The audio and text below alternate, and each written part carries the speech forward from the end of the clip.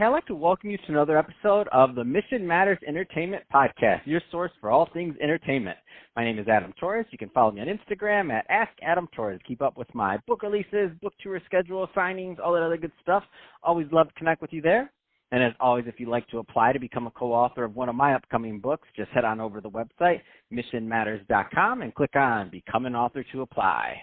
All right, so today I have William Blocher on the line, and he's author of the new novel, The Dead Side. Bill, welcome to the show. Well, thank you.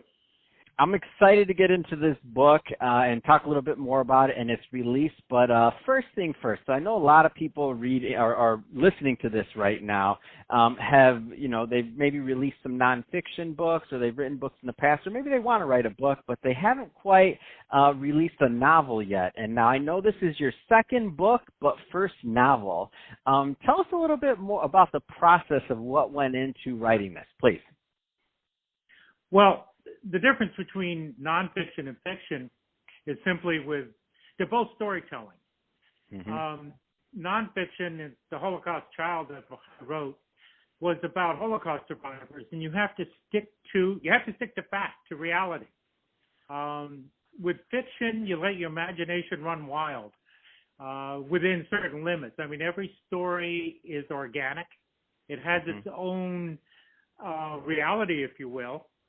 But in fiction, that reality can be bent to the direction you want to go with it. You're trying to say something in it, give the story, for the story to have meaning. So you create a world that, one, feels real, as real as you can, but can go in the direction you want. But you have to stay true to the characters. Every character has his or her own personality. And you have to stay true to that personality or the story falls apart.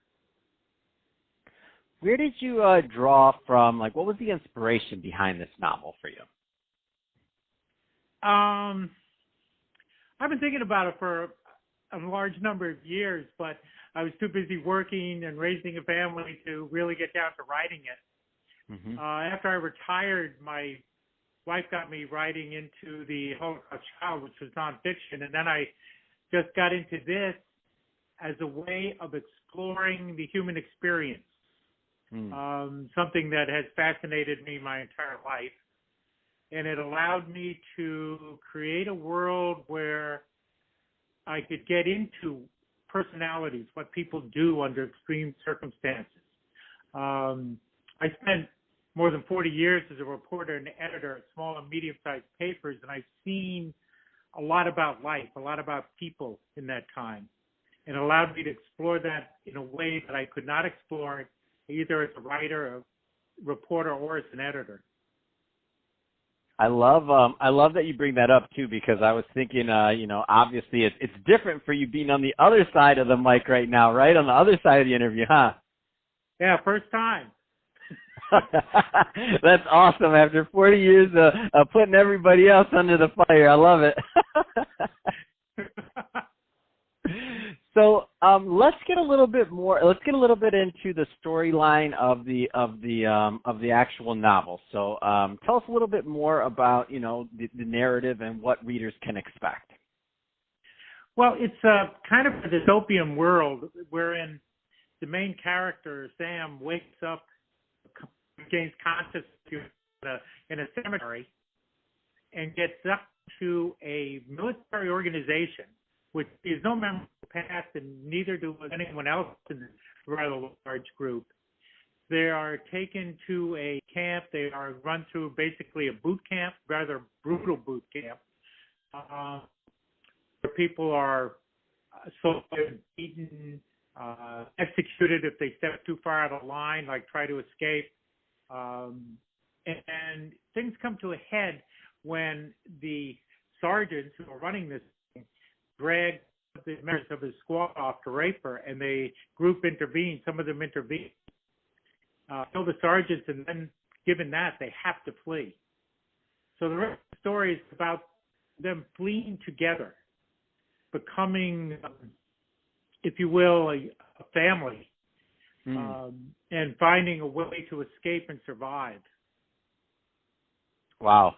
And so it sounds like this, I mean, even the process of you writing this and coming through this story, I mean, it's definitely it's a heavy story for sure, that I'm guessing also took you on a personal journey through creating these characters. Well, yeah, anytime, even writing a nonfiction piece, when you're getting into personalities, the process in a sense is different. You have to say we're reality, but you get vested in the people you're writing about. And with this, I got vested in the people. I got vested in what would happen to them. The difference between that and nonfiction is I could control what happened to them. But again, the story had its own logic, had its own force of reality, if you will, that I had to stay true to. If you could, and I'm sure there are many things, but if you could sum up a point or two, what are some of the main things that you hope the readers get out of this book? I think that life, no matter how bad it gets, there's always hope. That if there's an old saying, if you're given two alternatives, take the third. And it's that kind of thing, finding a way out, finding a way to survive, to create your own family if you don't have one. I think that's the thing, in a sense, I hope people leave with. Oh, that's awesome. I love it. It's great stuff. So Bill, if somebody's listening to this and they want more information on the Dead site or to connect, I mean, what's the best way for them to get that info? Well, the book is on Amazon. It's self-published, and it's Amazon both Kindle edition and a print edition. If they want the book, people want to reach me, they can always email me, williamblocher@gmail.com. So it's BLOCHER. So I do email. Awesome.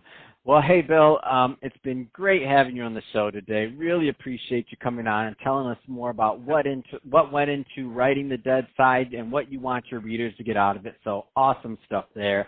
And to the audience, as always, thank you for tuning in. Hope you got a lot of value out of this. If you did, don't forget to subscribe to the podcast, leave me a review on the Apple iTunes Store. If you're listening to this on our YouTube channel, Mission Matters Entertainment, definitely give us a subscribe there, but also leave us some comments in the comment section. I mean, love to know what kind of projects and things you're working on. And Bill, thanks again for coming on the show.